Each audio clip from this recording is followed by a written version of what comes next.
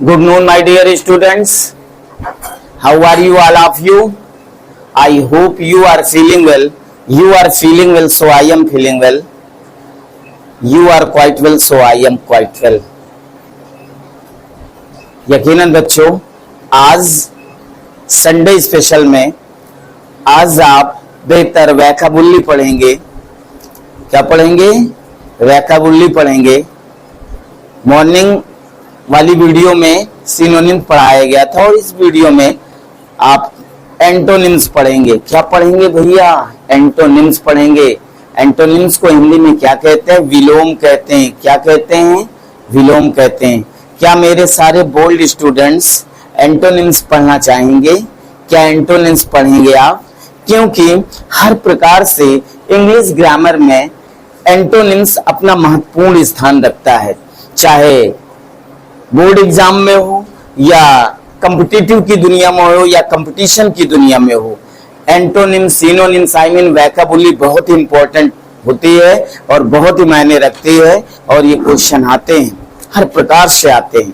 इसलिए ये पढ़ना आपके लिए बहुत ही नितांत आवश्यक है। तो मेरे bold students, come to the point and try to understand. चलिए देखिए, संडे स्पेशल में आज एंटोनिम्स पढ़ेंगे। एंटोनिम्स को हिंदी में लल्ला कहते हैं, विलोम। ठीक है, वर्ड्स और एक तरफ एंटोनिम्स। अब आपको वर्ड्स देखना है।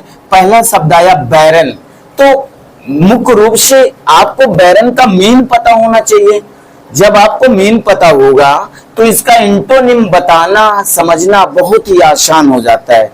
ओके, तो बैरन मीन्स क्या होता है? बंजर होता है। तो बंजर का उपजाऊ हो जाएगा। उपजाऊ का माने होता है फर्टिल, FERTILE, फर्टिल उपजाऊ हो गया। तो आसान हो गया ना। तो आपको बैरन का मीन पता होना चाहिए, तभी तो उसका एंटोनिम्स आएगा। तो बैरन मीन्स क्या होता है? बंजर होता है ना।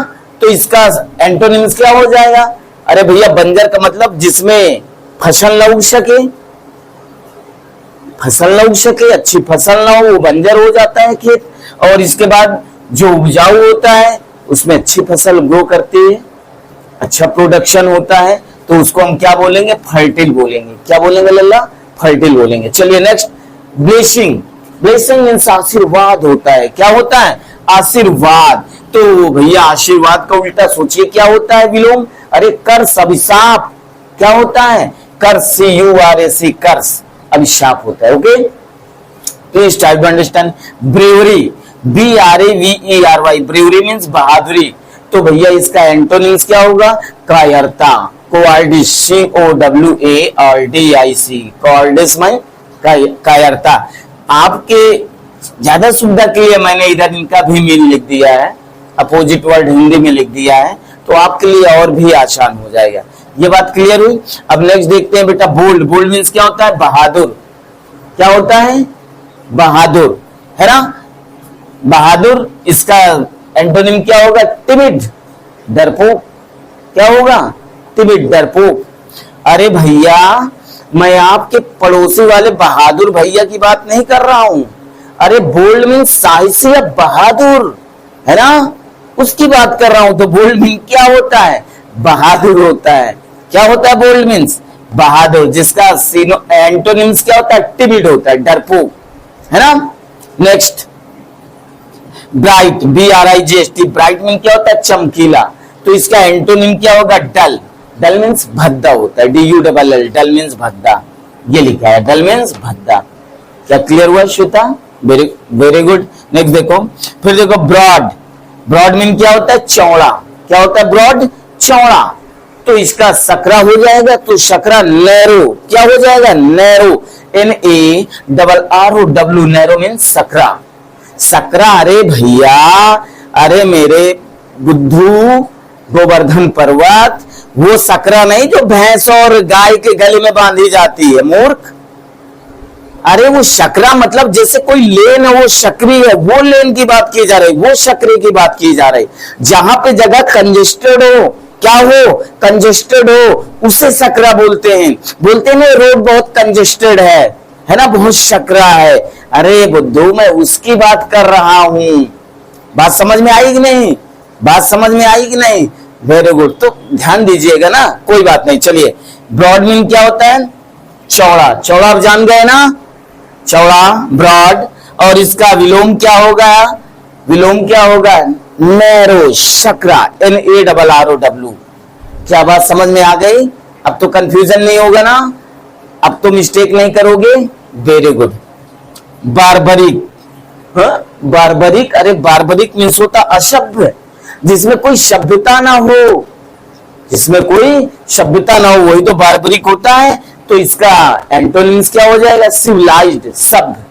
क्या हो जाएगा? सिविलाइज्ड, CIVILIZED,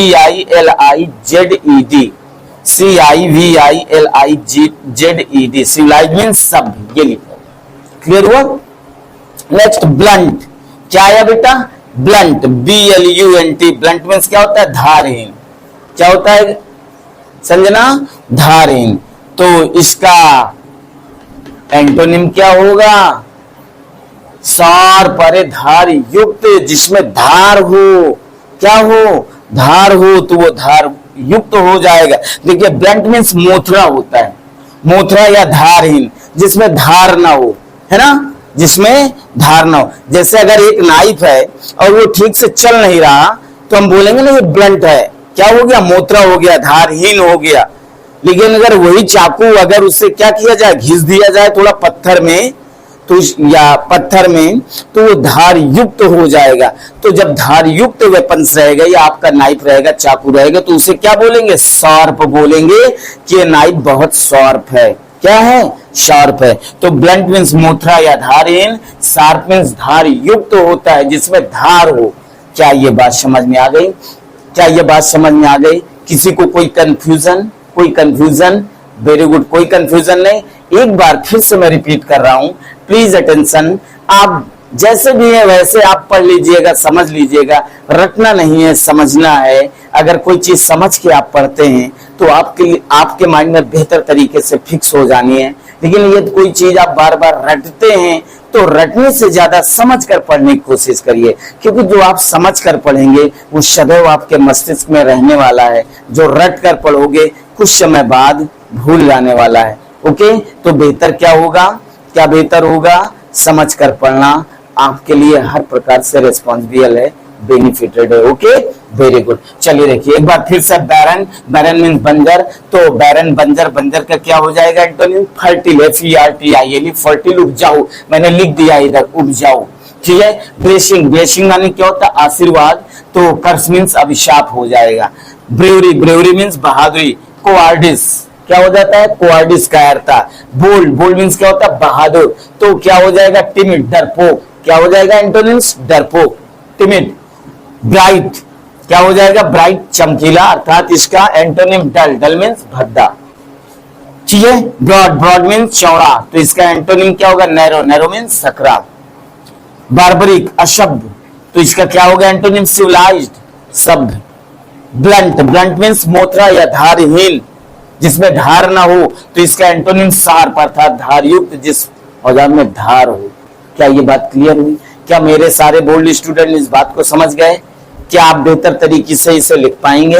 तो एवरीबॉडी राइट, सभी लोग इसे लिखेंगे, सभी लोग लिखेंगे, राइट एवरीवन, सभी लोग लिखेंगे और बेहतर तरीके से आप इसका रिवाइज भी करेंगे।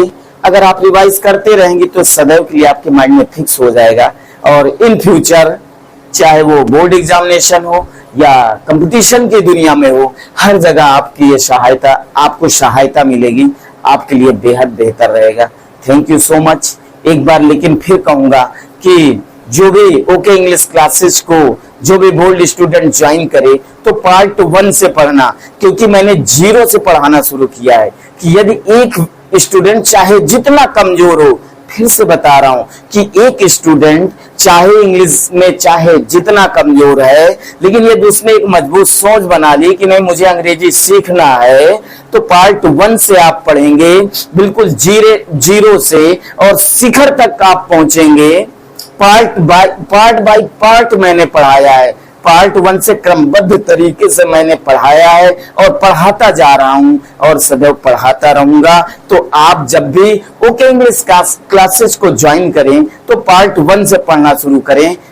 ताकि आप जीरो से बिल्कुल शिखर तक पहुंच सकें, आपकी इंग्लिश ग्रामर बिल्कुल परफेक्ट हो सके, इन फ्यूचर आप बेहतर परफॉर्मेंस कर सकें, अपने लक्ष्य तक पहुंच सकें, अपने लक्ष्य को भेज सकें।